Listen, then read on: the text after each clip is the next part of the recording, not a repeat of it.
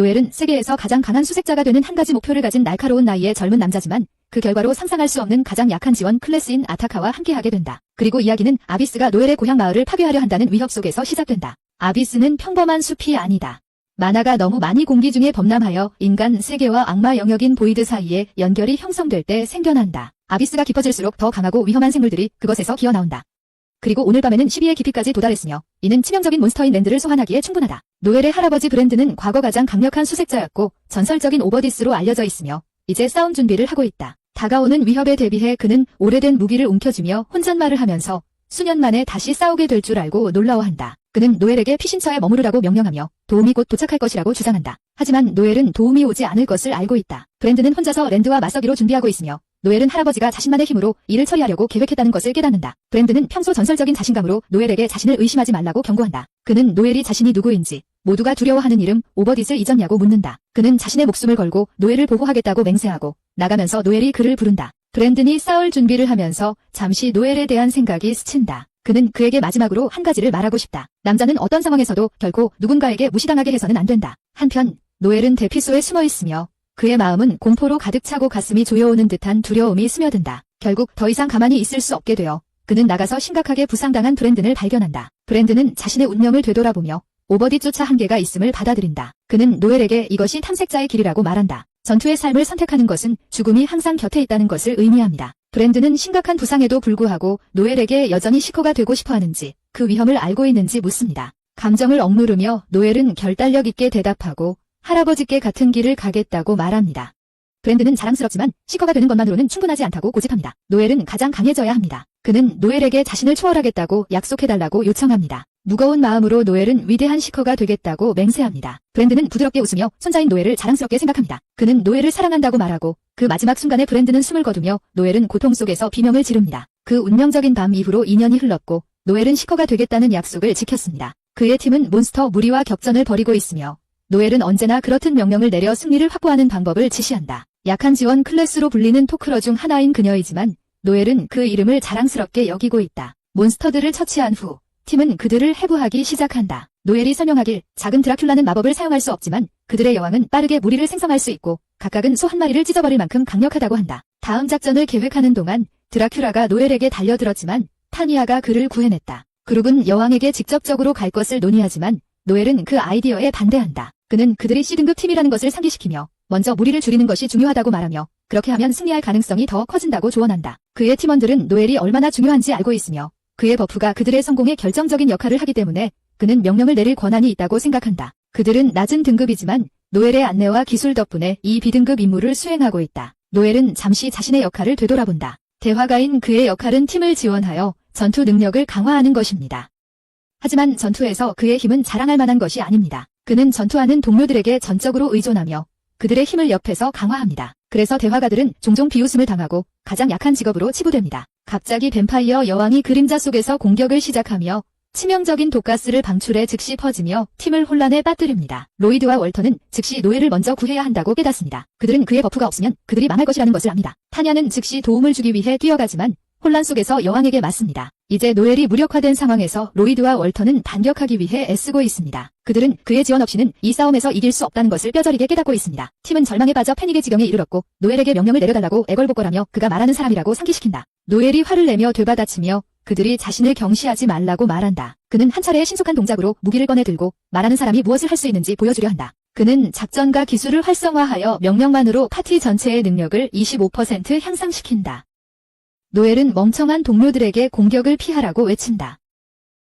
그는 전투 목소리를 사용하여 스태미나와 마나의 회복 속도를 즉시 증가시킨다. 노엘은 타니아에게 두 전사 주변의 장벽을 쳐서 짐승을 섬멸할 준비를 하라고 명령한다. 하지만 몬스터가 더 많이 나타나면서 상황이 급격히 악화된다. 타니아가 패닉에 빠지자 노엘은 동료 지원 기술을 사용하여 그녀를 진정시키고 그녀의 혼란된 마음을 안정시킨다. 그는 차분한 마음으로 74초 타이머를 설정하고 소소한 녀석들은 자신이 처리하겠다고 선언하며 다른 이들은 주요 목표에 집중하도록 한다. 노엘은 계속해서 명령을 내리며 수술하는 것처럼 정밀하게 모든 움직임을 지시하고 가장 강력한 공격을 준비하라고 말한다. 작은 녀석들을 모두 기절시킨 후 노엘은 그의 마법총을 꺼내는데 이런 식으로 대화하는 사람이라면 의존할 수 있는 유일한 반야수 무기다. 그는 얼음 탄환을 발사하여 악마들을 얼게 하지만 하나가 벗어난다. 이제 노엘은 마지막 탄환만 남았고 시계에는 43초가 남아있다. 그는 차분히 계산해보고 나머지 야수가 23초 안에 자신에게 도달할 것이라고 판단하며 팀에게 주요 부분을 공격하라고 지시할 시간이 충분하다고 생각한다. 그는 야수가 덤벼들기 직전에 명령을 내리고 그의 동료들은 마침내 공격을 가하여 마지막 일격을 가한다.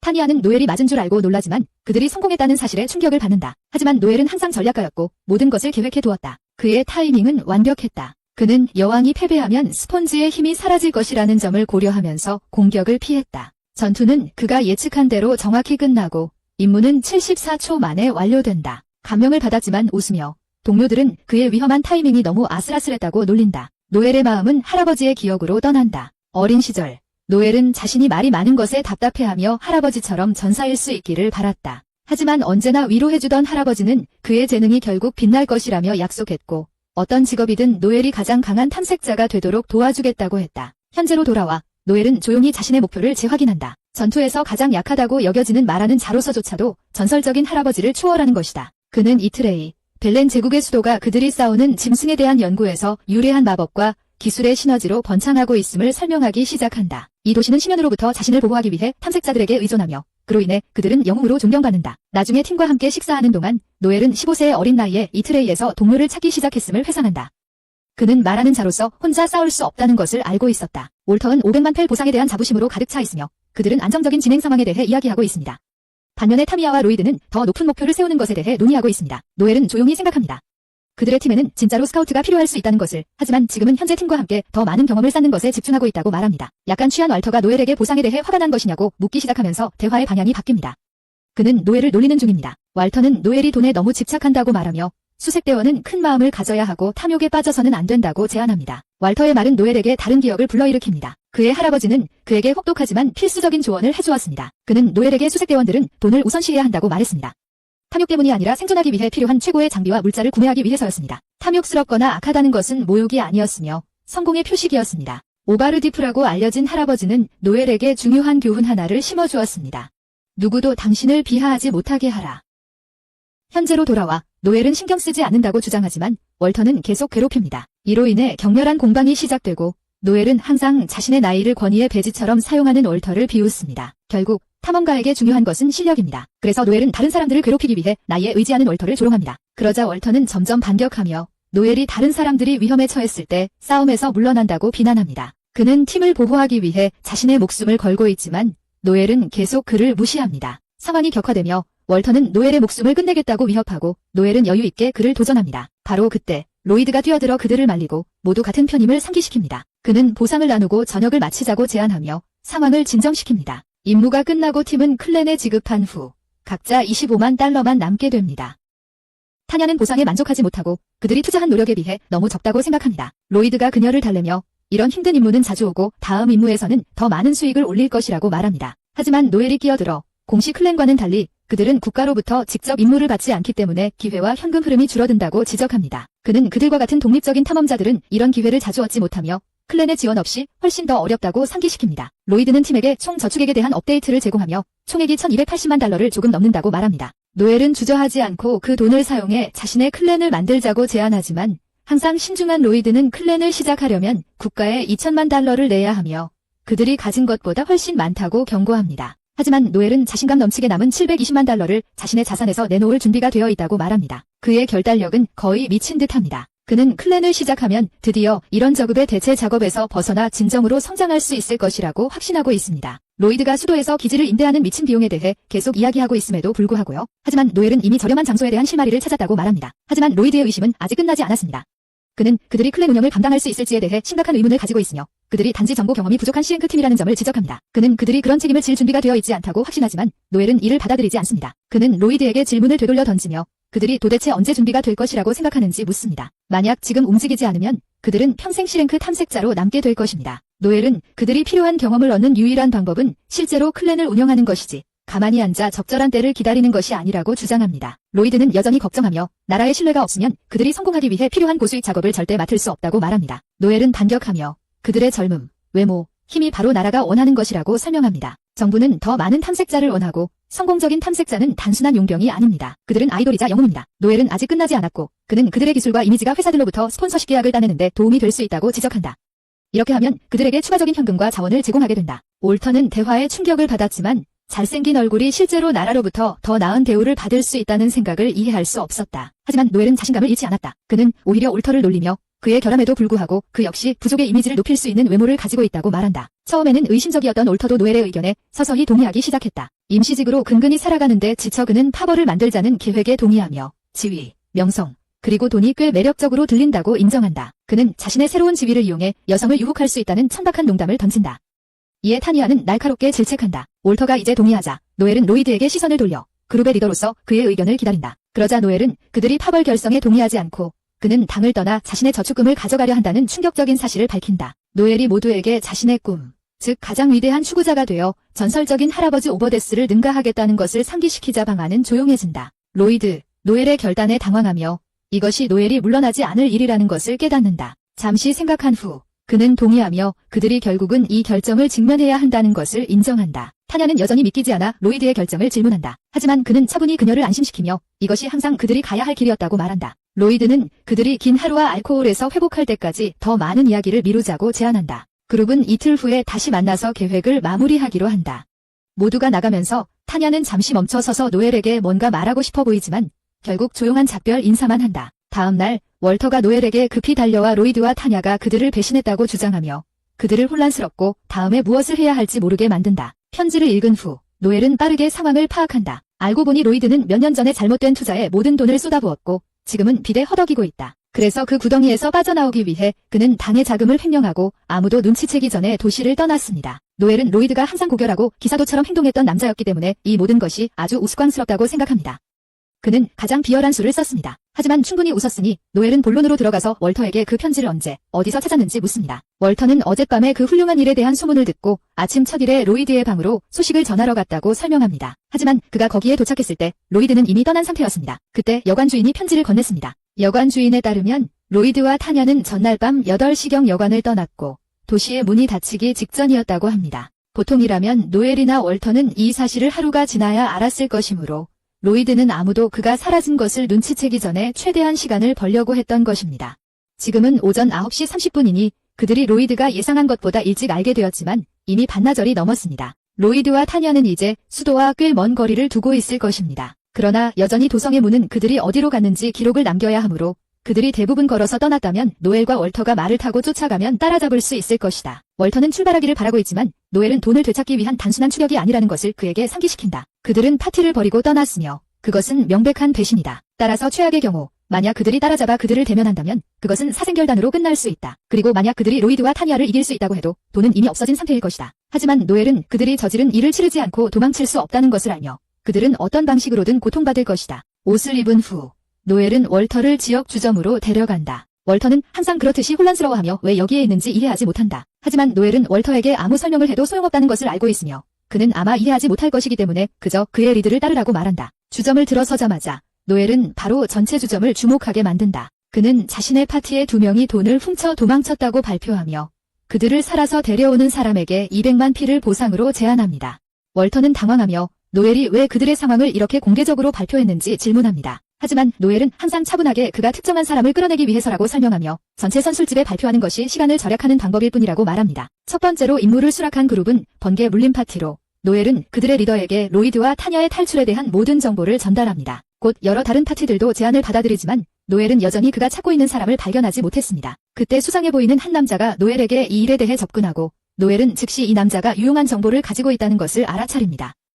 그가 기다려온 바로 그런 사람입니다. 그들은 밖으로 나가서 이야기를 나누고 남자는 어제 마을을 떠나는 커플을 보았다고 설명하며 그들이 로이드와 타냐의 묘사와 완벽하게 일치한다고 말합니다. 그는 그들이 어디로 가는지 정확히 알고 있다고 주장하지만 문제는 그의 파티가 혼자서 그들을 처치할 만큼 강하지 않다는 것입니다. 기회를 감지한 노엘은 그의 도움을 대가로 100만 필을 제안하며 보상의 반을 제공합니다. 남자는 200만 필 전액을 요구하려고 하지만 노엘은 이미 글을 열린 책처럼 읽어버렸습니다. 그는 그 남자가 100만 필을 포기할 만큼 형편이 안 좋다는 것을 알고 있으므로 결국 그 남자는 굴복하고 거래에 동의합니다. 모든 것이 정리되자 노엘은 그 남자에게 파티를 준비하고 남쪽 문에서 만나라고 말합니다. 그는 또한 월터에게 거기서 기다리라고 지시합니다. 노엘은 먼저 처리해야 할 일이 있기 때문입니다. 조금 후 노엘은 준비를 마치고 모두를 만나기 위해 정문으로 향합니다. 월터는 분명 불안해 보이므로 그를 옆으로 데려가 그를 괴롭히고 있는 질문을 합니다. 그는 노엘이 로이드와 타냐와 싸우는 것이 정말 괜찮은지 알고 싶어합니다. 하지만 노엘은 주저없이 그들을 죽이는데 아무런 문제가 없다고 말합니다. 자비도 없고 망설임도 없습니다. 월터는 그들이 함께 겪은 모든 일 이후 노엘이 이렇게 냉정하다는 것을 믿을 수 없습니다. 하지만 노엘은 그들이 만난 날부터 그들을 처치하기 위한 비상계획을 이미 세워놓았다고 밝힙니다. 사실 그는 오히려 월터를 위한 계획까지 세워놨어. 노엘은 그들 중 어느 누구도 진심으로 믿지 않았고 그는 월터에게 미래에 조금 더 의심을 품는 것이 도움이 될 수 있을 거라고 말해. 그날 저녁 늦게 한적한 마을에서 류와 타니아가 걷고 있었고 류는 그들이 당분간 안전할 것이라고 확신시켜준다. 그래서 그들은 오늘 밤 편안히 쉴 수 있을 거라고 자신한다. 그의 생각에는 노엘이 돈이 이미 없어진 지금 그깟 복수를 위해 그들을 쫓아올 정도로 작고 부적절하게 행동할 리가 없다. 하지만 류는 노엘이 얼마나 작고 부적절하게 행동할 수 있는지를 심각하게 과소평가하고 갑자기 노엘이 그들 뒤에 나타나며 보상금 사냥꾼 전원이 그들을 잡기 위해 대기하고 있다. 류는 패닉 상태에서 검을 빼려 하지만 노엘은 자신의 능력을 사용하여 류와 타니아를 움직일 수 없게 얼려버린다. 두 사람은 서 있게 되었고 경악하며 완전히 움직일 수 없게 된다. 류가 갇혀 더 이상 도망칠 곳이 없자 월터는 분노하며 류에게 배신당했다며 소리친다. 그는 류의 얼굴을 주먹으로 내려치려 하지만 노엘은 먼저 물어볼 게 있다고 말하며 그를 멈춘다. 노엘은 로이드가 이미 파티의 모든 저축을 다 썼다는 것을 알고 있지만 뱀파이어 사냥에서 얻은 돈이 아직 남아있을 거라 생각한다. 하지만 로이드는 당황하며 부인하고 그 돈도 썼다고 주장하자 노엘은 로이드가 또 다른 실패한 투자에 돈을 날렸냐고 무관심하게 묻는다. 그러나 로이드는 달콤하게도 그 돈을 더 많은 빚을 갚는 데 썼다고 인정한다. 로이드가 압박을 받으며 더듬거리고 움직이는 모습은 노엘에게 필요한 모든 확신을 준다. 이제는 분명하다. 로이드는 단순히 나쁜 투자자가 아니라 본격적인 도박 중독자이다. 그는 아마도 도박으로 너무 많은 돈을 잃어서 채권자에게 시달리고 있지만 여전히 노엘은 로이드의 입에서 직접 듣고 싶어한다. 그러자 로이드가 또 다른 사과를 하기도 전에 월터가 그들이 열심히 모은 돈을 낭비했다고 소리치며 그에게 화를 낸다. 로이드는 순진한 행동을 접고 소리치며 자신이 진짜 피해자라고 주장한다. 그는 파티의 자금을 건드리고 싶지 않았지만 도박은 너무 재미있어서 저항할 수 없었다고 한다. 게다가 리더십의 모든 책임을 그에게 떠넘긴 것은 그들의 잘못이다. 노엘은 이제 그만이다. 그는 로이드의 한심한 변명에 질렸다. 그래서 망설임 없이 노엘은 로이드의 얼굴에 정통으로 발길질을 해 그를 땅에 쓰러뜨리고 계속해서 짓밟기 시작한다. 로이드가 책임을 전가하려는 뻔뻔함은 그를 분노하게 만든다. 왜냐하면 로이드가 리더가 되겠다고 애원했던 사람이기 때문이다. 그냥 도박 중독으로 돈을 쏟아붓기 위해서. 얼마 지나지 않아 로이드는 피투성이가 되어 용서를 애원한다. 하지만 노엘은 그런 개념조차 인정하지 않는다. 그는 로이드를 1000번 짓밟아야 만족할 수 있다면 기꺼이 그렇게 할 것이다. 이 시점에서 타냐는 필사적으로 목소리를 높이며 노엘에게 로이드를 살려달라고 간청한다. 노엘은 잠시 멈추지만 비틀린 거래를 제안할 뿐이다. 그는 타냐가 그의 대신 맡기를 원한다면 로이드의 목숨을 살려주겠다고 한다. 노엘은 언제나 기회를 평등하게 주는 처벌자답게 그녀가 정말 원한다면 그녀를 땅에 짓밟은 것에 아무런 문제가 없다고 말한다. 그런 다음 자신의 능력을 사용해 그녀에게 자신의 연관성을 고백하도록 강요한다. 노엘의 능력의 영향 아래 타냐는 필터 없이 진실을 말해야만 한다. 그녀는 로이드와 함께 파티의 돈을 도박했음을 인정하고 충격적으로 그녀는 그보다 더 중독자이다. 그녀는 심지어 로이드가 자주 잃는 것에 대해 그를 비난하기 시작하며 자신이 더 많이 도박했다면 이런 엉망이 되지 않았을 것이라고 말한다. 그녀는 그보다 더 잘한다고 한다. 노엘의 능력은 대상을 절대적인 진실을 드러내게 한다. 아무리 추악하더라도 잠시 동안. 그러다 타냐가 제정신으로 돌아오면 그녀는 분노에 차 노엘이 그녀에게 정신조종을 했다고 비난하며 그것이 제국법에 위반된다고 소리친다. 노엘은 태연하게 그녀에게 동의하며 개인적인 이유로 정신조종을 사용하는 것은 불법이라고 한다. 하지만 그는 냉정하게 그녀에게 여기서 범죄자인 것은 바로 그녀이며 그가 하는 행동은 개인의 이익을 위해 마음을 조종하는 것이 아니라고 상기시킨다. 그것은 신문 과정이며 이 상황에서는 완전히 합법적이다. 노엘은 배신자들을 처리한 후 로이드와 타냐를 잡는데 도움을 준 남자가 그의 대가를 요구한다. 노엘은 동의하지만 한 번 기다리라고 말한다. 하지만 그 남자는 분명히 참을성이 없는 타입이라 노엘을 붙잡고 돈을 속이려 한다고 비난한다. 하지만 노엘은 차분하게 그 남자를 바닥으로 던져버리고 그는 자신의 일을 대가로 받을 것이라고 안심시키며 입을 다물고 기다리는 것이 현명하다고 말한다. 하지만 그 남자는 여전히 화가 나 있고 칼을 빼들고 노엘에게 공격하려 한다. 하지만 그것은 그가 할 수 있는 최악의 실수였다.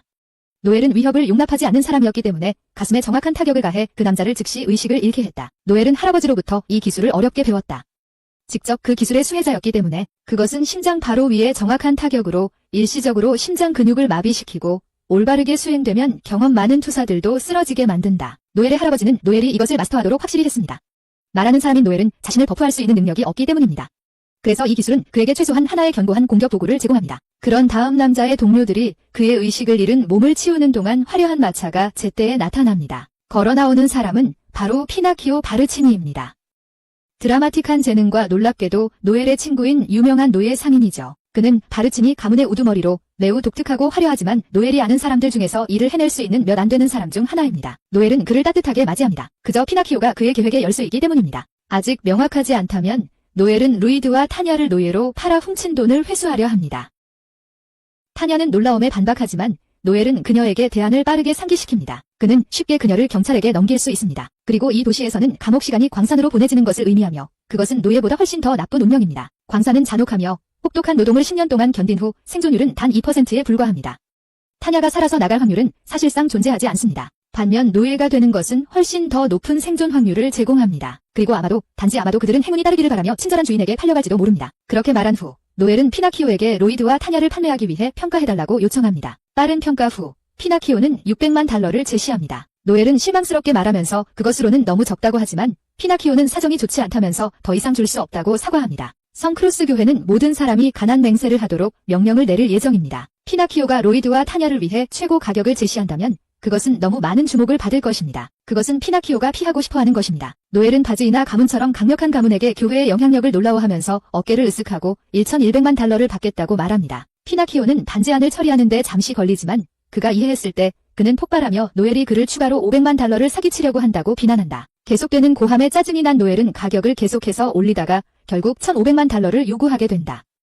이는 피나키오의 원래 600만 달러 제안보다 훨씬 높은 금액이다. 명백히 좌절한 피나키오는 이성을 잃을 지경에 있지만 노엘은 교묘한 거래를 제안한다. 피나키오가 1,500만 달러에 2개를 사면 노엘은 피나키오가 대신 3,000만 달러를 지불했다고 모든 사람에게 말할 것이라고 약속한다. 교회의 법령은 과도한 구매만 제한할 뿐이다. 하지만 피나키오가 로이드와 타냐가 그 값어치에 합당하다고 소문을 퍼뜨린다면 사람들은 그들의 부풀려진 가치를 이유로 그들을 사기 위해 몰려들 것이다. 그래서 그가 잘만 한다면 피나키오는 쉽게 9,000만 달러에 재판매할 수 있다. 노엘의 영리함에 감명받은 피나키오는 심지어 그에게 자신의 가족에서 리더십 역할을 제안한다. 하지만 노엘은 예상대로 그것을 거절하고 피나키오는 이해하고 거래에 동의한다. 그러나 거래를 확정하기 전에 그는 파티에 있는 단정치 못한 남자에게 다가가 차가운 경고를 한다. 만약 이 사실을 입 밖에 낸다면 그들은 고통스러운 죽음을 맞이할 것이다. 그렇게 말하며 피나키오가 노엘에게 두 노예에 대한 계약금을 건네고 로이드와 타냐를 데리고 가기 시작한다. 타냐는 절박하게 노엘에게 이것을 취소해달라고 애원하지만 다시 한번 용서라는 단어가 그의 사전에 없다는 냉혹한 현실 앞에 부딪힌다. 그녀는 월터에게 급히 돌아선다.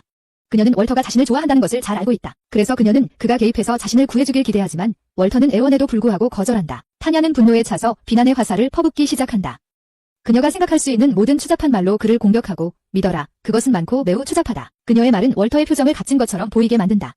왜냐하면 그는 좋아하는 여자가 이렇게 잔인할 줄 상상도 못했기 때문이다. 계약이 확정되자 노엘은 약속된 1,000만 원을 지불하고 음험한 남자를 향해 돌아서서 월터와 함께 떠나려 한다. 하지만 그가 걸어가기 직전 그 남자는 노엘을 악마라고 부르며 불렀다. 하지만 노엘은 모욕감을 느끼지 않고 오히려 그 이름을 자랑스럽게 받아들인다. 사실 그는 그것을 명예의 배지로 여기고 세상에서 가장 강해지기 위한 여정에서 이를 자신의 이점으로 삼겠다고 다짐합니다. 모든 일이 끝난 후 월터는 삶의 선택을 의심하며 그곳에 서 있습니다. 진지하게 전체 탐색자 일을 그만두는 것을 고려하고 있습니다. 하지만 노엘은 월터에게 그것이 그의 잘못이 아니라고 말합니다. 이 일에서는 많은 사람들을 만나게 될 것이고 그들 중 대부분은 당신의 등을 찌를 것입니다. 월터는 가장 똑똑하지 않을 수도 있고 어쩌면 조금 바보일 수도 있습니다. 하지만 노엘은 그가 싸움에 재능이 있다는 것을 알고 있습니다. 그는 월터가 곁에 남아 계속 싸우고 그들의 파티를 재건하는 데 도움을 주기를 원합니다. 하지만 월터는 그렇게 할 수 없습니다.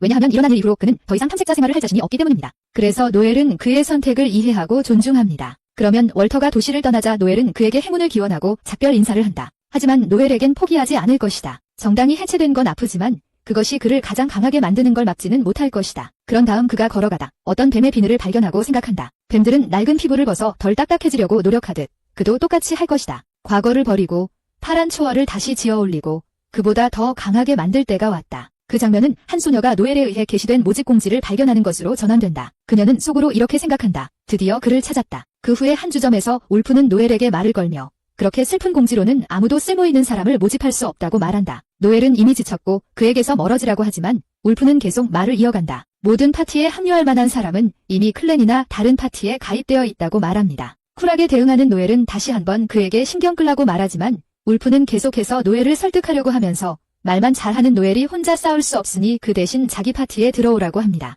노엘이 놓치지 않고 설명하기를 울프의 파티인 라이트닝 바이트는 울프 자신과 큰 검을 든 검사, 엘프 궁수 리시아와 다른 숙련된 멤버들로 구성되어 있다고 합니다. 그들은 시그 파티들 사이에서도 주목받는 스타들입니다. 울프는 계속해서 노엘이 그들과 함께 일하면 돈을 더 많이 벌 수 있다는 말을 합니다. 시간 낭비를 하며 새로운 팀을 만들 필요가 없다고 말하면서요. 하지만 이 시점에서 노엘의 인내심은 거의 다 떨어집니다. 울프의 파티 멤버들도 그만하라고 말하며 울프가 노엘을 괴롭히고 있다는 것을 알아차립니다. 리시아는 그에게 전혀 매력이 없다면서 그가 좋아하는 꽃 장사를 하는 여자를 사귀려고 했지만 거절당한 이유도 바로 그것이라고 말합니다. 울프는 자신의 개인적인 사생활이 공개되자 부끄러움에 얼굴이 빨개집니다. 하지만 그가 반응하기 전에 노엘은 제안을 합니다. 그들은 파티에 합류할 것이지만 한 가지 조건이 있습니다. 울프는 별일 아니라고 생각하며 여기서는 노엘이 폭탄 발언을 하기를 기다리고 있습니다. 그는 리더가 되고 싶어합니다. 울프의 파티 멤버들은 모두 동의하며 노엘이 어차피 울프보다 훨씬 똑똑하다고 말합니다. 울프는 어안이 벙벙해하며 동의하지만 파티의 창립자로서 자신의 리더 자리만은 포기할 수 없다고 주장합니다. 바로 그때 아까의 소녀가 몰래 다가와 모두를 놀라게 합니다. 울프는 이 소녀가 그들의 소위 전문가 추적자인 리시아를 피해올 수 있었다는 사실에 충격을 받습니다. 소녀는 자신을 알마라고 소개하며 노엘의 모집 포스터를 보고 여기 왔다고 말합니다. 그들은 앉아 이야기를 나누고 노엘은 여전히 직설적으로 그녀의 나이를 묻고 아이들은 시커가 될 수 없다고 설명합니다. 알마는 침착하게 자신이 21살이라고 말하며 알고 보니 그녀는 노엘보다 5살 많습니다. 울프의 파티는 항상 그렇듯이 임의의 질문들을 쏟아내기 시작하고 아르마는 언제나 똑 부러지게 대답하며 그 전부를 흔들림 없이 대답한다. 노엘은 아르마에게 그녀의 계급과 직급에 대해 묻고 그녀는 가볍게 대답한다. 그녀는 스카우트이며 등급은 C다. 노엘은 속으로 생각한다. 그것도 나쁘지 않다. 스카우트와 숙련된 궁수들은 악마성에서 엄청난 자산이다. 그는 마지막 질문을 던진다. 왜 그녀가 추적자가 되고 싶은지 물어본다. 아르마는 그녀가 진정으로 추적자가 되고 싶지 않다는 것을 놀랍게도 말한다. 그녀는 오직 그를 위해 여기에 있는 것이다. 오버데스토의 손자. 노엘은 놀라움을 감추지 못하고 어떻게 그녀가 할아버지에 대해 알고 있는지 의문을 갖는다. 아르마는 그녀의 할아버지가 한 번 그의 할아버지와 싸웠으며 그 전투에서 그녀의 할아버지는 오른손을 잃었다고 밝힌다. 노엘은 즉시 그녀가 복수하러 온 건지 의심하지만 아르마는 복수가 시간 낭비일 뿐이라고 일축한다. 그녀는 단지 오버데스의 손자가 어떤 탐색자가 되었는지 보고 싶어 할 뿐이다. 노엘은 이 모든 것을 처리하면서 그의 할아버지는 이미 돌아가셨다고 말하며 그를 대신해 마지못해 사과한다. 알마는 자신의 할아버지도 지난달에 돌아가셨다고 밝혀 사과할 필요가 없다고 말한다. 그래서 노엘은 이제 호기심이 생겨 그녀의 할아버지 이름을 묻고 알마는 폭탄 발언을 한다. 그의 이름은 알코르 주디칼리다. 전체 술집이 얼어붙는다. 그 이름만으로도 충격이 전해진다. 왜냐하면 알코르 주디칼리는 악명 높은 암살자 사회의 창립자이기 때문이다. 이 그림자 조직은 적절한 대가를 위해 누구든지 죽일 준비가 되어 있다. 술집에 있는 탐색자 중 한 명인 로건이라는 남자가 화를 내며 알마가 허위 사실을 만들어내고 있다고 생각한다. 울프는 그를 진정시키려 하지만 로건은 이를 그냥 넘기지 않으려 한다. 그는 술집에는 언급되지 않은 규칙이 있다고 설명한다. 특정한 명성을 가진 탐색자만이 안으로 들어올 수 있다. 알마는 태연하게 자신이 그것을 몰랐다고 인정하고 로건은 그녀의 경험 부족을 감지하고 비웃으며 그녀를 완전 초보라고 부른다. 그 후 그는 규칙을 어기는 사람들에게는 정기 손님들이 어떻게 행동하는 것이 관례인지 알려준다. 살아있는 자가 말을 마치기 전에 알마는 끼어들어 노엘에게 그의 탐색자의 위상이 무엇에 의해 결정되는지 묻고 노엘은 계급과 랭크가 출발점이긴 하지만 결국 모든 것은 힘에 달려있다고 설명한다. 알마는 즉시 이 고릴라를 땅에 처치해야겠다고 깨닫고 이는 로건을 더욱 화나게 만든다. 하지만 소용이 없다. 알마는 재빠르게 그를 한 방에 처치하고 전체 선술집이 충격에 빠진다. 노엘은 그녀의 실력에 감명받아 즉석에서 그녀를 고용한다. 긴장이 풀리자 알마의 배가 크게 고르륵 소리를 내고 그녀는 단순히 배고프다고 말한다. 장면이 바뀌고 알마는 노엘과 함께 튀긴 번을 먹으면서 이게 정말 맛있다고 생각한다. 노엘은 그녀에게 특별한 게 아니라고 말하지만 그녀가 산에서 자랐다는 것을 깨닫고 이건 그녀에게 큰일이라고 생각한다. 그때 노엘은 깨닫게 된다. 그녀는 정말로 알코르의 손녀란 말이야. 알마는 그의 반응을 알아차리고 그동안 그녀를 믿지 않았냐고 묻는다. 노엘은 그런 대담한 주장을 갑자기 나타난 뒤에 했으니 의심하는 것이 당연하다고 인정한다. 하지만 알마는 그를 처음 보았을 때부터 죽음의 손자라는 것을 믿었다고 말한다. 그녀는 그의 눈이 그가 이길 수 있는 길이라면 무엇이든 할 준비가 되어 있다는 것을 알려준다고 설명한다. 그녀는 그의 할아버지가 어떤 상황에서도 죽음을 위해 싸우지 말라고 경고했던 것을 회상한다. 그는 그에게 죽음을 위해 싸우는 것은 예측 불가능하며 정면 대결에서 살아남을 사람은 아무도 없다고 말했다. 그리고 노엘의 눈은 그 경고를 떠올리게 했다. 노엘은 호기심에 가득 차서 그녀가 산에서 암살자로 훈련하고 있었는지 묻는다. 알마는 확인하고 그녀는 이미 암살자가 되기 위한 자격을 충족했지만 아직 공식적으로 등급을 받지 않았다고 말한다. 그래서 노엘은 혼란스럽게 왜 그녀가 암살자 단체에 합류하지 않았는지 묻는다. 알마는 그녀가 약한 암살자를 상대해 시험을 받았고 쉽게 이겼다고 설명합니다. 그녀는 오래된 암살자 규칙에 따라 그 남자를 죽이려 했지만 심판이 그녀를 멈추게 했습니다.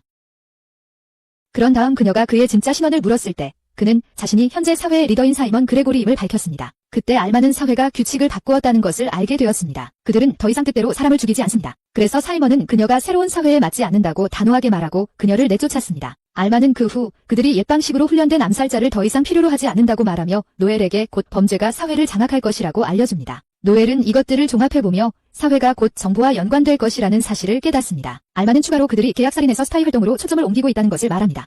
왜냐하면 새로운 리더는 이것이 생존하는 유일한 방법이라고 믿기 때문입니다. 노엘은 이 정보가 얼마나 중요한지 깨닫고 이를 알기만 해서 죽지는 않을까 긴장하면서 바라봅니다. 알마는 갑자기 정보가 급비사항이었다는 것을 기억하고 웃으며 그를 언니처럼 지킬 것이라고 안심시킨다. 하지만 노엘은 아직도 화가 나 있고 그녀가 언니 역할을 하는 걸 좋아하지 않는다고 말한다. 그 장면은 다음 날로 이어지며 노엘과 알마가 숲을 걷고 있는 모습으로 전환된다. 노엘이 알마에게 토크러에 대해 얼마나 알고 있냐고 묻자 알마는 토크러들이 혼자서는 약하지만 강력한 지원 기술을 가지고 있으며 그들의 역할은 그것들을 사용하여 파티를 돕는다고 말한다. 노엘이 동의하면서도 그것이 생각만큼 쉽지만은 않다고 덧붙인다. 하나의 잘못된 버프로 인해 전체 파티가 멸망할 수 있다. 그는 토크러들이 어떤 것도 시전하기 전에 전장을 신중하게 평가해야 한다고 설명하며 그들의 역할은 팀원들이 최대한 발휘할 수 있도록 올바른 명령을 내리는 것이다. 그는 토크러의 진짜 역할은 전장을 통제하는 것이라고 강조하며 여기서 중요한 점은 다음과 같다. 그들은 자신을 버프할 수 없으므로 혼자서 생존하거나 싸울 수 없는 클래스이다. 능력을 믿고 있는 알마는 그가 혼자서도 잘 해낼 거라고 말하며 노엘은 반쯤 웃으면서 만약 그렇지 않았다면 이미 오래전에 죽었을 거라고 인정한다. 노엘은 강가에 들르면서 알마에게 괴물을 잡아달라고 요청합니다. 그는 괴물들이 심연 때문에 변이 된 식물과 동물일 뿐이며 그것들을 사냥하는 것이 모든 탐색자의 일부분이라고 설명합니다. 오늘은 그녀에게 살인토끼를 사냥하라고 합니다. 그는 그 생물의 사진을 보여주고 알마는 그것이 귀엽다고 생각하며 웃습니다. 하지만 노엘은 그녀에게 속지 말라고 재빨리 경고합니다. 이것들은 귀여운 만큼이나 사납습니다. 그는 이 사냥이 실험으로 사용될 것이며 그녀가 괴물을 잡는 동안 그녀를 강화할 계획이라고 말합니다. 항상 자신 있는 알마는 토끼를 혼자서 처리할 수 있으니 강화는 필요 없다고 말합니다. 하지만 노엘은 그것이 효과가 없다고 말합니다. 그는 대화자가 제공하는 강화에 몸이 적응하는데 시간이 걸린다고 설명합니다. 그의 주장을 하기 위해 그는 그녀에게 엑셀 스케일이 있는지 물어본다. 알마는 가지고 있다고 확인하며 그것이 그녀의 속도를 2배로 늘리고 심지어 4배로 쌓을 수 있다고 말한다. 노엘은 그녀가 처음부터 엑셀을 완벽하게 사용할 수 있는지 더 묻는다. 알마는 자신의 몸이 그 기술을 다루는데 시간이 필요했다고 인정하자 노엘은 그것이 버프와 정확히 동일하다고 말한다. 그녀는 버프가 제공하는 새로운 능력에 적응하는 시간이 필요하며 그의 버프와의 호환성이 그들의 미래 전략의 효과를 결정할 것이라고 한다. 그는 이전 파티가 그의 버프에 적응하는데 반달이 걸렸다고 언급하며 알마는 마침내 그의 요점을 이해한다. 노엘은 그녀에게 근처에 있는 킬러 토끼가 몇 마리인지 묻고 알마는 주저없이 200m 반경 내에 13마리가 있다고 대답한다. 노엘은 테스트를 시작하며 알마에게 전투의 목소리와 전술과 버프를 부여한다. 그는 그녀가 그의 명령을 따르면 그녀의 능력이 향상될 것이라고 설명한다. 알마는 즉시 자신의 내부에서 이상한 에너지가 솟구치는 것을 느끼고 노엘은 그녀에게 엑셀 기술을 최대한으로 끌어올리라고 지시하며 이제 속도를 6배로 높일 수 있다고 말한다. 그리고 그는 그녀에게 도전 과제가 10초 이내에 단 하나의 킬러 토끼를 잡는 것이라고 말합니다. 시간을 낭비하지 않고 시험이 시작되고 알마는 숲을 가로질러 달리며 하나의 토끼를 잡는 것뿐만 아니라 여러 마리를 모읍니다. 그녀가 그것들을 건네주자 노엘은 그녀가 이 지역에서 13마리의 토끼를 모두 잡았고 단 8.6초 만에 해냈다는 사실에 깜짝 놀랍니다. 그는 그녀가 그의 버프에 얼마나 빨리 적응했는지에 감명을 받으며 더 이상의 훈련은 필요 없다고 생각합니다. 그리고 미소를 지으며 그녀에게 그들이 파티로서 첫 퀘스트를 준비했다고 말합니다. 노엘은 그들이 최근에 괴물들을 처치한 작은 마을 민치에서 마을 사람들을 괴롭히는 도둑 무리를 처리해달라는 요청을 받았다고 밝힙니다. 장면은 그 둘이 마차를 타고 있는 모습으로 전환되고 알마는 마차를 처음 타는 경험을 하며 그 순간을 즐깁니다. 하지만 노엘은 그녀에게 흥분이 오래가지 않을 것이라고 경고하며 마차 여행이 끝날 때쯤 그녀의 엉덩이는 돌처럼 느껴질 것이라고 말합니다. 그들이 타고 있는 동안 노엘은 시커들이 일반적으로 다루는 직업의 종류에 대해 설명하며 시간을 보냅니다. 심연에서 태어난 짐승들과 싸우는 것 외에도 시커들은 범죄자, 괴물, 보물을 사냥합니다. 시커들이 미지의 영역을 탐험하는 신화적 사냥도 있습니다. 그들이 처리하려는 도적 문제는 보통 영주의 책임에 해당하지만 때로는 영주들이 행동이 느려서 사람들은 대신 시커들에게 도움을 요청합니다. 알마는 이 소리가 마음에 들지 않으며 노엘은 그들의 의뢰인이 농촌마을에 불과하기 때문에 많은 보수를 받지 않을 것이라고 인정하지만 여전히 그들은 그들의 파티에 좋은 시범이 될 것이라고 생각합니다. 그래서 알마는 첫 번째 임무에 신이 나고 그게 노엘에게 그의 옛 파티를 떠올리게 합니다. 과거의 기억을 불러일으킵니다. 장면은 노엘과 알마가 유도라라는 마을에서 하룻밤을 보내기 위해 멈추는 것으로 전환됩니다. 예상대로 알마는 긴 마차 여행 후 엉덩이가 돌처럼 단단하다고 불평하고 노엘은 동정심 없이 내일 또 다른 마차를 타고 민츠로 가야 한다고 말합니다. 그들은 여관을 찾기 시작하지만 확인하는 곳마다 가득 차 있습니다. 답답한 검색 끝에 마침내 한 개의 방이 있는 여관을 찾습니다. 노엘은 안도하며 알마에게 침대를 차지하라고 하고 그는 바닥에서 자겠다고 말합니다. 알마는 언제나처럼 무심하게 그가 그녀와 함께 자는 것에 신경 쓰지 않는다고 말하며 그를 동생처럼 생각한다고 합니다. 노엘은 얼굴이 붉어지며 거절하고 그의 반응을 본 알마는 귀엽다고 생각하며 그를 놀립니다. 이것은 그를 더욱 짜증나게 하여 그는 목욕하러 가버립니다. 나중에 아르마가 늘어지면서 노엘은 반 네이키드로 목욕에서 나온다. 아르마는 그의 잘 다져진 근육을 놀라워하며 그의 몸이 꽤 멋지다고 생각하지만 항상 솔직한 그녀는 아쉬운 마음을 갖는다. 그리고 아무리 훈련을 해도 전선 전사들과 같은 수준에 도달할 수는 없다. 그녀는 그에게 노력이 천부적인 재능을 이길 수 없다고 말하고 오바르디에트처럼 전사가 되었다면 최고의 추적자가 될 수 있었을 것이라고 언급한다. 이 말은 노엘의 신경을 건드리지만 그는 심호흡을 하고 그녀에게 눈을 감으라고 한다. 그녀가 눈을 감자 그는 그녀의 이마를 튕기며 그녀가 자신의 일에 관여하지 말라고 말한다. 그런 다음 차분하게 그녀에게 목욕을 하라고 자신은 잠을 자겠다고 말한다. 아르마가 목욕하러 가는 동안 노엘은 침대에 누워서 자신이 천부적으로 재능이 없다는 것을 너무 잘 알고 있다고 생각한다. 그런 다음 그는 할아버지의 약속을 회상한다. 그는 노엘의 계급과 상관없이 노엘을 가장 강력한 추적자로 만들겠다고 약속했다. 그리고 그는 잠에 빠져들면서도 할아버지의 말이 머릿속에서 울려 퍼진다. 다음 날 우리는 그들이 향하던 마을에 도착하는 것을 본다.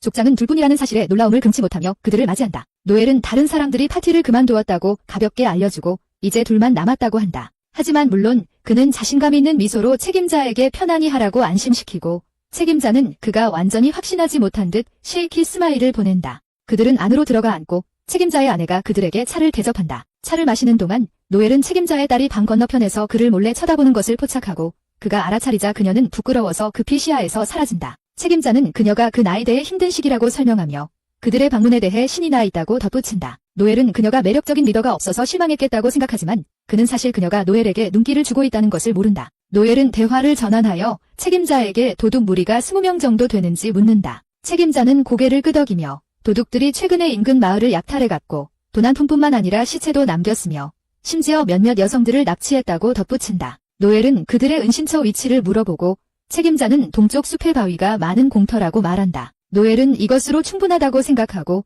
지불 문제로 넘어간다. 그는 무표정으로 20만 달러의 선금을 요구하고 일이 끝나면 추가로 30만 달러이 필요하다고 말한다. 우두머리는 즉시 동의하고 주저없이 선금을 건넨다.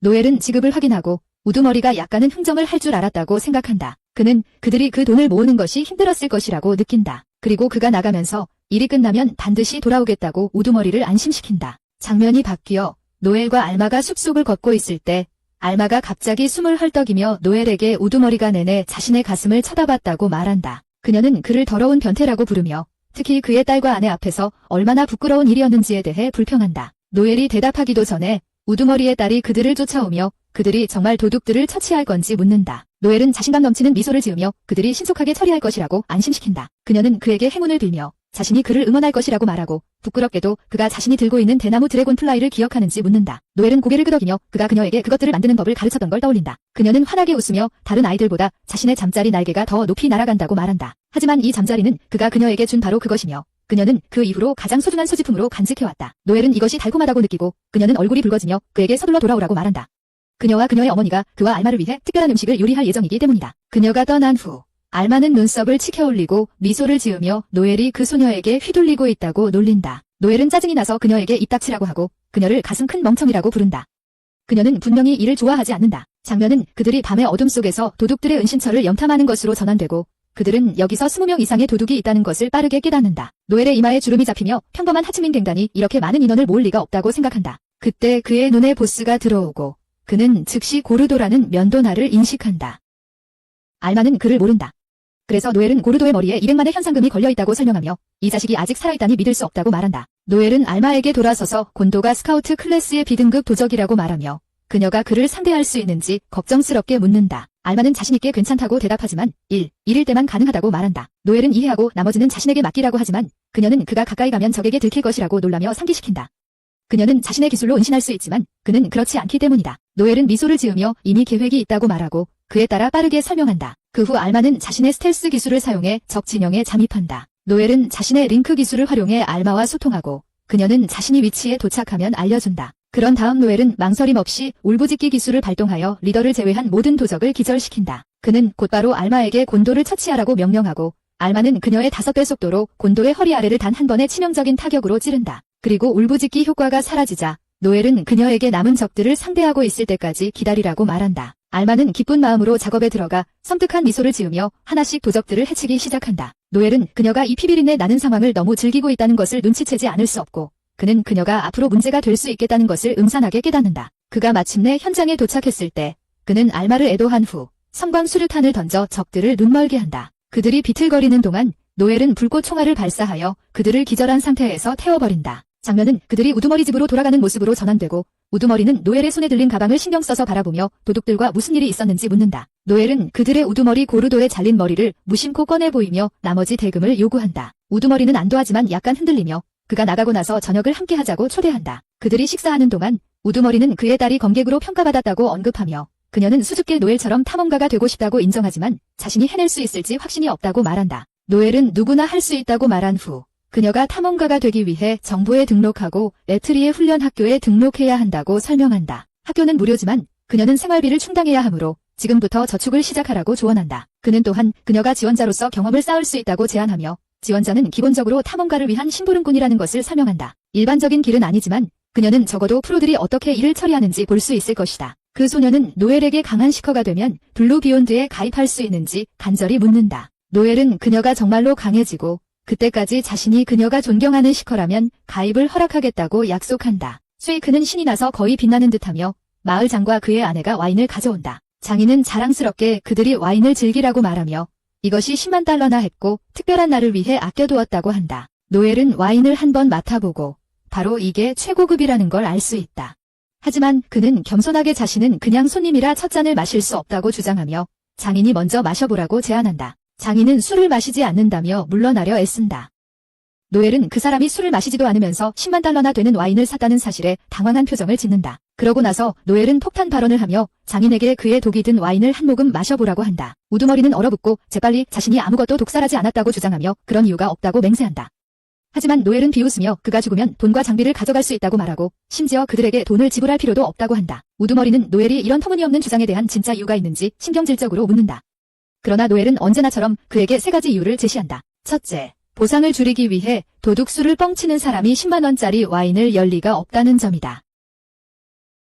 둘째, 냄새만으로도 노엘은 이 와인이 그냥 싸구려 술이며 이미 썩기 시작했다는 것을 알 수 있는데 이는 꽤 오래전 열렸다는 뜻이다. 셋째, 우두머리가 병을 꺼냈을 때부터 그의 피에 대한 갈망이 분명했다는 점이다. 알마가 끼어들며 그들의 형편없는 연기에 속지 않을 것이라고 말하며 그녀와 같은 정찰병은 독에 대한 내성이 있어 어차피 자신에게는 통하지 않을 것이라고 우두머리에게 상기시킨다. 하지만 우두머리는 절박하게 그들이 증거가 없다고 주장하자 노엘은 무서운 표정으로 그에게 다가가서 그냥 그 더러운 와인을 마시라고 말한다. 우두머리는 당황해 와인을 던져버리고 노엘에게 입 다물라고 소리치며 그를 들을 필요가 없다고 말한다. 노엘은 자신의 고백된 능력을 우두머리에게 사용하고 그 힘 아래에서 우두머리는 자신이 와인을 독살했다고 인정한다. 그리고 그의 딸이 그 장면을 보고 경악하고 있는 모습을 보여준다. 그러고 나서 노엘은 주저하지 않고 우두머리의 한쪽 눈을 잔인하게 도려내며 그녀 앞에서 차가운 목소리로 그가 이제 시작에 불과하다고 말한다. 그는 두목에게 다음은 다른 눈이며 그 다음엔 나머지 신체 부위라고 경고한다. 극심한 고통 속에서 당황한 두목은 용서를 구하며 아직 빚진 30만 달러를 지불하겠다고 제안한다. 하지만 노엘은 단호하게 모든 것이 충분하지 않다고 말합니다. 그 남자가 그를 죽이려고 했기 때문입니다. 그리고 그 때문에 그는 집안에 있는 마지막 동전까지 요구합니다. 두목은 떨리는 목소리로 자신에게도 갚아야 할 빚이 있다며 설명한다. 노엘은 개의치 않고 다음 눈을 향해 다가가지만 바로 그때 두목의 딸이 집으로 뛰어든다. 그러자 두목은 마피아 조직인 갬비노 패밀리에게 돈을 빌렸고 상환하지 못하면 자신을 죽일 것이라고 필사적으로 말한다. 하지만 노엘은 태연하게 신경 쓰지 않는다고 말하고 고문을 시작하려는 순간 딸이 집 안에 있는 모든 동전 총 82만 달러를 가지고 돌아와 노엘에게 아버지의 생명을 살려달라고 애원합니다. 두목은 돈을 건네지 말라고 필사적으로 말하며 갬비노 패밀리가 돈을 갚지 못하면 두 사람 모두를 죽일 것이라고 경고한다. 하지만 그의 딸은 그의 말을 무시하고 모든 돈을 노엘에게 넘깁니다. 노엘은 돈을 받아들인 후 다시 한번 돌아보지 않고 떠나지만 그가 걸어가는 동안 소녀가 그에게 뒤따라가며 마음이 찢어지는 듯이 이제 추적자들을 미워한다고 외칩니다. 숲속에서 알마는 노엘을 바라보고 그가 괜찮은지 물어본다. 노엘은 문제가 없다고 말하며 넘기려 하지만 알마는 납득하지 못하고 그가 진짜로 괜찮은지 묻는다. 그녀는 그가 자신을 존경하던 여자를 짓밟은 후 어떻게 되었는지를 묻는다. 그리고 그녀는 그 일이 아팠을 거라고 말한다. 그러나 노엘은 사람들이 실망하는 것을 두려워하지 않는다고 간단히 답한다. 알마는 어려울 때 언제든지 언니에게 의지할 수 있다고 놀리는 듯이 말하지만 노엘은 그런 생각에 전혀 동의하지 않는다. 그들은 멀리서 비행선을 발견하고 노엘은 그것이 염소 저녁 식사 부족의 것이라고 즉시 알아차린다. 이것은 3성급 장식이다. 알마는 장식이 무엇을 의미하는지 궁금해하며 노엘에게 묻는다. 노엘은 장식이 제국으로부터 공식적으로 인정받은 부족을 나타낸다고 설명한다. 장식 부족은 7개가 있지만 그들은 평등한 위치에 있지 않다. 그들의 순위는 그들의 힘과 성취에 따라 달라진다. 맨 아래에는 4개의 3성급 장식이 있고 그 위에는 2개의 2성급 장식이 있으며 가장 상위에는 단 하나의 1성급 장식이 있다. 장식의 한 가지 혜택은 비행선을 소유할 권리이며 알마는 그런 선박에는 강력한 사람들이 가득 차 있을 것이라고 추측한다. 노엘은 단순히 강력할 뿐만 아니라 경험, 용기 면에서 최고의 인물들이라고 덧붙이며 고개를 끄덕였다. 그는 1년 안에 레갈리아의 일원이 되겠다는 계획을 가볍게 언급했으며 그 목표는 알마에게 그녀가 암살자 사회의 시험을 보았던 때를 떠올리게 했다. 시험 후 그녀는 리더에게 자신이 합격했는지 물었다. 그는 전투 능력 면에서는 합격했다고 대답했다.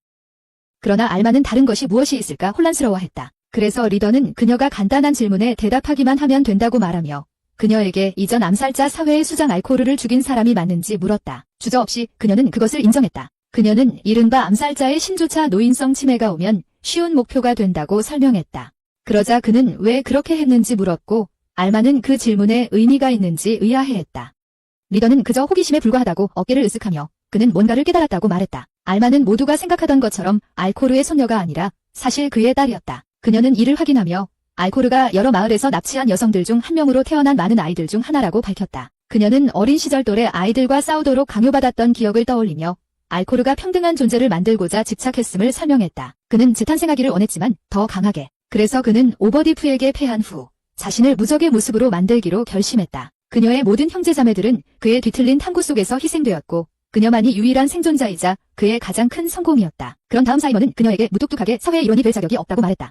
그래서 그녀는 충격적으로 왜 그런지 물었다. 그는 그녀가 부인할 수 없이 강했지만 사회가 변해가는 모습에 적합하지 않다고 설명했다. 그들은 정부기관으로 변모하려 하고 있었고 계속해서 살인을 하겠지만 더 이상 그것이 유일한 목적이 되지는 않을 것이라고 했다. 살인은 단지 목적을 위한 수단일 뿐 예전처럼 궁극적인 목표는 아니며 그는 이 변화가 그들의 미래를 확보하기 위해 필요하다고 덧붙였다. 알마는 화가 나서 주저앉았다. 그녀는 21년 동안 살인자로 훈련받았다고 말하면서 이제 그 모든 것이 무의미하다고 느껴졌다고 말했다. 그녀는 외쳤다.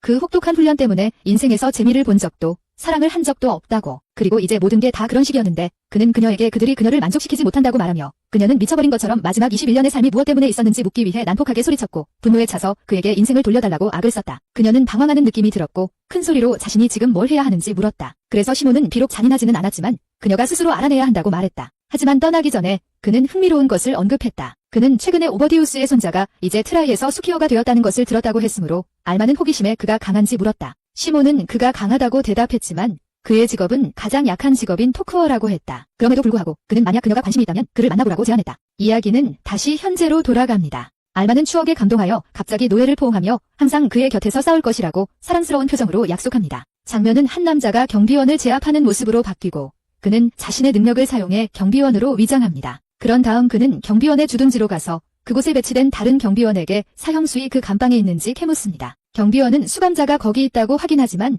의외로 잘 행동하고 있어서 존재감을 거의 드러내지 않는다고 덧붙입니다. 알고 보니 이 조용한 수감자는 이 트라이시 전체를 두려움에 떨게 한 악명 높은 살인범으로 그의 이름은 휴고 코펠리아이며 인형사로 알려져 있습니다. 한편 우리는 노엘이 이른 아침에 무거운 짐을 지고 달리는 모습을 봅니다. 그는 이것이 그의 일상적인 훈련이라고 설명하며 시계처럼 성벽을 두 바퀴 돌고 있다고 말합니다. 아무리 지쳐도 결코 하지 않습니다.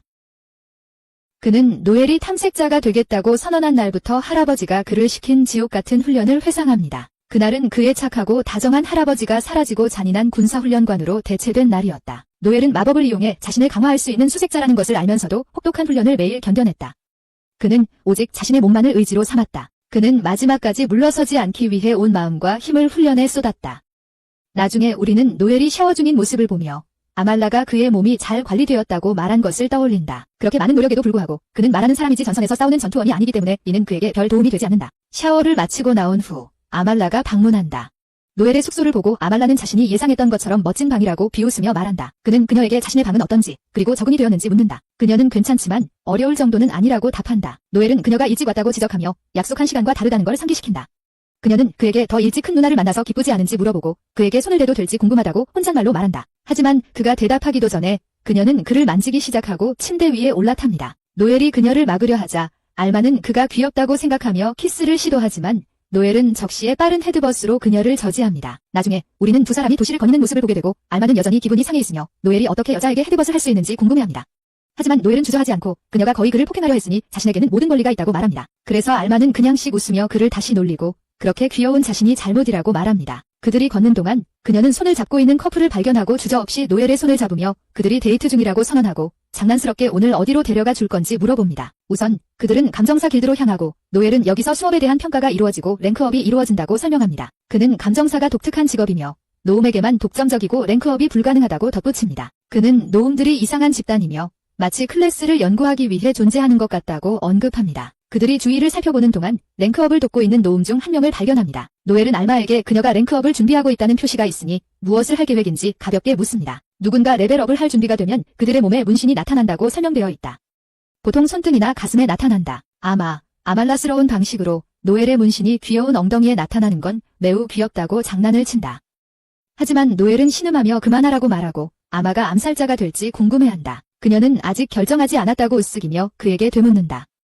그녀가 무엇을 해야 할지 어떻게 생각하는지. 노엘은 자신은 아무런 아이디어도 없다고 인정하지만 암살자가 될 수 있으면 유용할 것이라고 덧붙인다.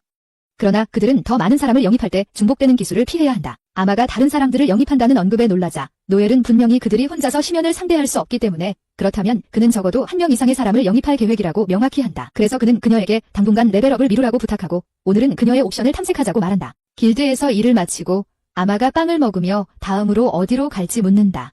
노엘은 그가 자주 찾는 재련소를 방문하자고 답하며 그들이 추적자로서 무기를 최상의 상태로 유지해야 한다는 것을 상기시킨다. 그들은 재련소에 도착하고 거기서 일하는 드워프는 아말의 거대한 검은색 가슴을 바라보며 창피함조차 모르는 채 거의 정신을 잃을 지경이었다. 그건 방문을 망치기에 충분했다. 다음 목적지는 스킬 서점이다. 노엘은 이곳이 스킬 가이드 전문점이라고 설명한다. 그는 가게 주인에게 C랭크 정찰병에게 적합한 스킬을 추천해달라고 요청하고 그녀는 바로 시작한다. 출발할 준비를 마친 노엘이 돌아서는데 알마가 그를 멈춰 세우며 좀 둘러보지 않겠냐고 묻는다. 그는 스킬 가이드가 클래스별로 정리되어 있다고 상기시키며 자신의 스킬을 위해서는 다른 가게를 가야 한다고 말한다. 그들은 나중에 만나기로 하고 노엘이 나가면서 경고하듯 그녀의 예산이 100만 달러라며 돈을 낭비하지 말라고 경고하고 그녀는 동의한다. 하지만 나중에 다시 만났을 때 알마는 거대한 테디베어를 끌고 있다. 노엘은 그녀가 돈을 낭비한 것을 믿을 수 없지만 그녀는 빠르게 자신을 방어하며 자신이 구매한 방어 관통 스킬을 보여준다. 이 스킬은 목표의 방어력을 반으로 줄여주는 발사체 스킬이며 80만 달러에 구입했다고 설명한다. 그래서 그녀는 남은 20만 달러로 테드처럼 생긴 이 테디를 샀다. 이 테디는 노엘의 바디필로우 역할을 할 것이고 그래서 테드는 정말 운이 좋다. 그런 다음 그녀는 그가 자신을 위해 아무것도 사지 않았냐고 묻고 그는 사고 싶었던 책이 예산을 초과했다고 답한다. 그는 즉시 언데드를 처치할 수 있는 엑소시즘 스킬에 눈독을 들이고 있었지만 그 가격이 무려 3천만 달러라는 터무니없는 가격임을 설명한다. 갑자기 노엘이 누군가가 지나가는 걸 보고 별다른 설명 없이 알마에게 금방 돌아오겠다고 말하며 할 일이 있다고 한다. 알마는 기쁘지 않지만 그를 보내준다. 다음 장면에서는 노엘이 도시의 음침한 곳에서 로키라는 남자와 만나는 모습이 보인다. 노엘은 왜 이런 더러운 곳에서 만나야 했는지 물으며 어디서든 얘기할 수 있었다고 지적하자 로키는 자신이 아슬아슬한 선을 걷고 있어 발견되고 싶지 않다고 답한다. 그 후 로키는 노엘이 요청한 특정 수감자에 대한 정보를 담은 편지를 건넨다. 노엘이 정보를 훑어보는 동안 로키는 눈살을 찌푸리며 노엘이 정말로 전 도시를 떨게 한 킬러를 영입할 생각인지 묻는다. 노엘은 휴고가 누명을 썼다고 확신하고 있으며 그래서 조사를 통해 그의 무죄를 입증할 것이라고 말한다. 로키는 그저 고개를 저으며 노엘이 이상하다고 부른다. 먼저 그는 동료들을 노예로 팔았고 이제는 사형수 한 명을 구출해 자신의 파티에 데려가려 하고 있으니 노엘이 정신적으로 이상한 것인지 의문을 품는다. 하지만 항상 능숙한 노엘은 그것을 칭찬으로 받아들인다. 그는 로키에게 정보를 고맙다고 말하며 수도에서 가장 뛰어난 정보원인 페이스리스에게서 그보다 나은 걸 기대하지 않는다고 덧붙인다. 로키는 스미르크를 지으며 아첨으로는 어디에도 못 간다고 말하고 마치 대수롭지 않은 일처럼 여러 사람으로 변신한다. 그런 다음 그는 자신이 모방자이며 누구의 외모든 복사할 수 있는 클래스라고 차분히 설명한다. 그는 또한 어떤 시설에도 문제없이 침투할 수 있다고 자랑하고 노엘은 감정가조차도 모방자가 할 수 있는 일을 완전히 이해하지 못한다고 덧붙인다. 노엘은 지금 보고 있는 얼굴이 정말 로키의 얼굴인지도 확신이 서지 않고 그리고 조사를 위한 대금을 건넨다. 하지만 로키가 떠나기 전에 노엘이 단골이라서 보너스 정보를 던져준다. 그는 지역에서 끔찍한 새로운 약물이 급속도로 퍼지고 있다고 알려준다. 그 약물의 효과는 무시무시하지만 부작용 때문에 사람들은 서로 칼로 찌르며 분노에 차 있다. 노엘은 그런 약물을 밀어붙이는 건 절대 바보일 것이라고 생각하지 않을 수 없으며 특히 루치아노가 그들에게 강하게 대응할 것이라는 점에서 그렇다. 그러나 로키는 약을 유통하는 이들이 사실 루치아노 가족의 하위 집단이라고 말합니다. 노엘은 이 지역이 현재 알버트 감비노의 통제 아래 있는 감비노 가족의 소속이라는 것을 기억합니다.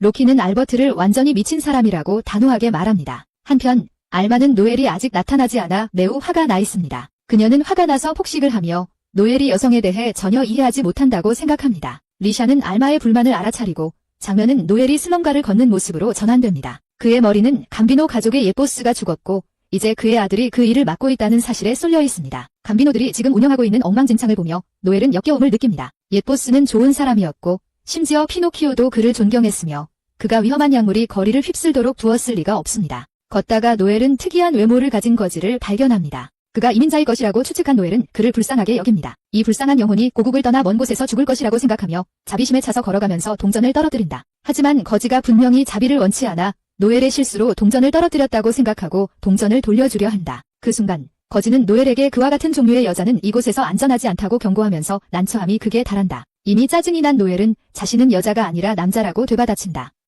그리고 거지는 사과하려 애쓴다. 노엘은 화가 나서 그 남자에게 더 이상 더러운 돈은 원하지 않는다고 말한다.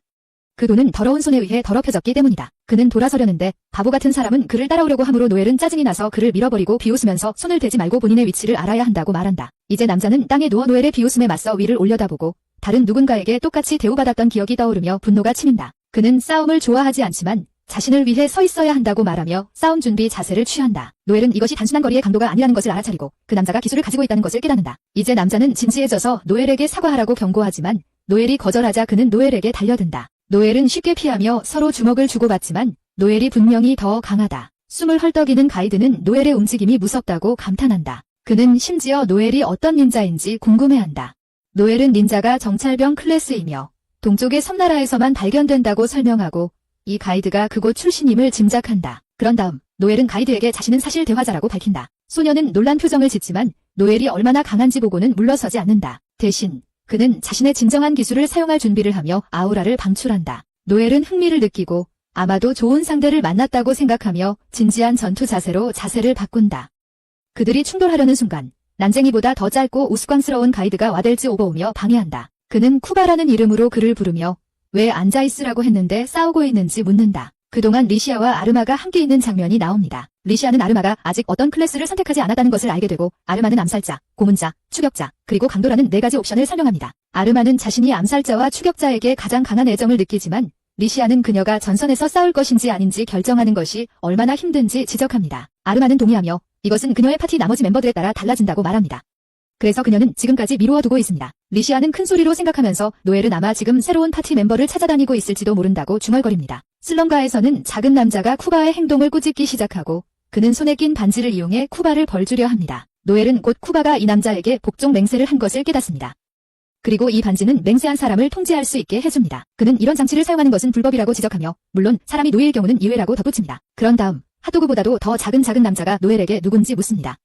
당연히 그는 노엘이 여자라고 가정하는 클리셔적인 실수를 범합니다. 바보 같은 녀석은 조금 더 성적 관심을 보이려 하지만 노엘은 빠르게 차갑게 돌려눕니다. 노엘은 총을 꺼내 작은 놈을 겨냥하며 어디서 온 건지 물어본다.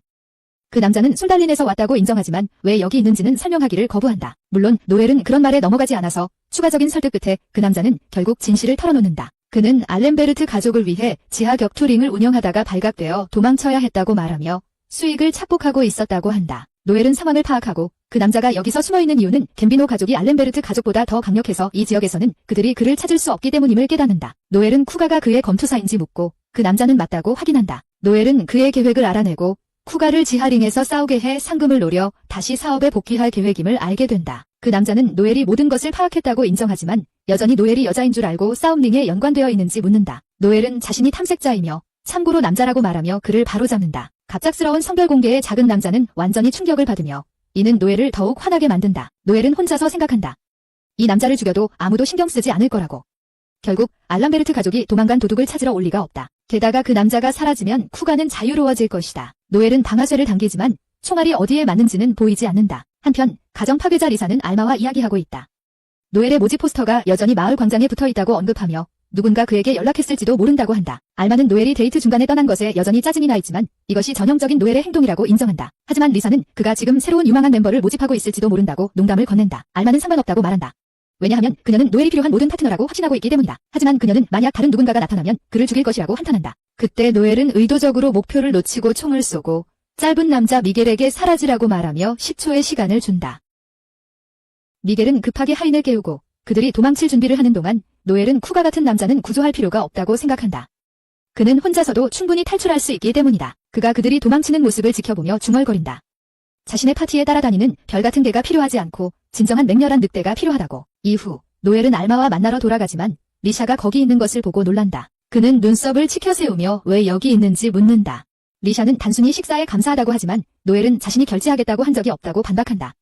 그러자 리샤는 그를 쳐다보며 데이트를 취소한 것에 대해 사과조차 하지 않을 건지 궁금해한다. 눈에 띄게 짜증이 난 알마가 끼어들어 리샤가 나타나지 않았다면 혼자 식사하고 있었을 것이라고 말한다. 그녀의 불만을 느낀 노엘은 굴복하고 두 사람의 계산을 하기로 동의한다. 커피를 마시며 자리를 잡자 리샤가 노엘에게 파티원을 모집하러 나갔냐고 캐주얼리 묻는다. 이 질문은 노엘에게 쿠가를 떠오르게 하지만 그는 그것은 아니라고 하며 다른 일을 하러 나갔다고 대답한다. 그는 리샤에게 최근에 돌아다니는 위험한 약에 대해 들어봤는지 묻는다.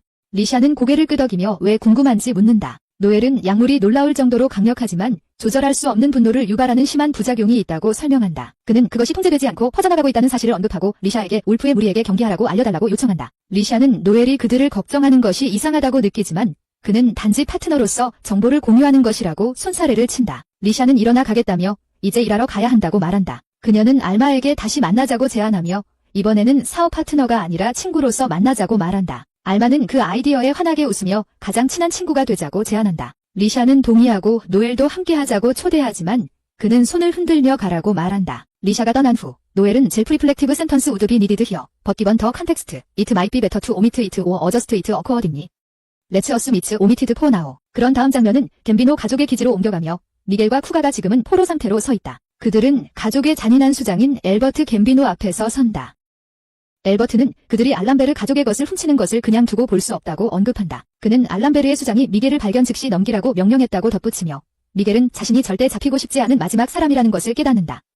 왜냐하면 그는 엘버트 갬비노가 단순히 위험한 사람이 아니라 완전히 미친 사람, 실질적으로 악마와 같다는 것을 알기 때문이다. 하지만 엘버트는 그를 넘기는 것은 너무 지루할 것이라고 말하며 알람베르 같은 후진 가족을 위해 일하는 데에는 관심이 없다고 덧붙인다. 미겔은 기회를 보고 매력적으로 빠져나가려 하며 갬비노 같은 귀족 가문이 비천한 알람베르를 섬길 필요는 없다고 동의한다. 엘버트는 동의하며 악의적인 눈빛을 띠고 훨씬 더 좋은 아이디어가 있다고 말한다. 그들은 알람베르에게 그들을 봉제 인형으로 넘길 것이다. 미겔은 멍하니 바라보며 엘버트의 뜻을 이해하려고 애쓰지만 엘버트가 그것을 명확히 해줄 때까지는 충격에 빠진다. 그는 그를 살아있는 채로 해치고 그들의 잔해를 자루에 담아 알람베르에게 선물할 것이라고 한다. 미겔의 얼굴은 창백해지고 쿠가는 이상하게도 안도감을 느낀다. 그는 이제 드디어 그가 바라던 죽음을 맞이할 수 있을지도 모른다고 생각한다. 하지만 알버트가 그의 계획을 실행에 옮기기 전에 민츠 마을의 추장이 그와 이야기하고 싶다고 절박하게 찾아온다.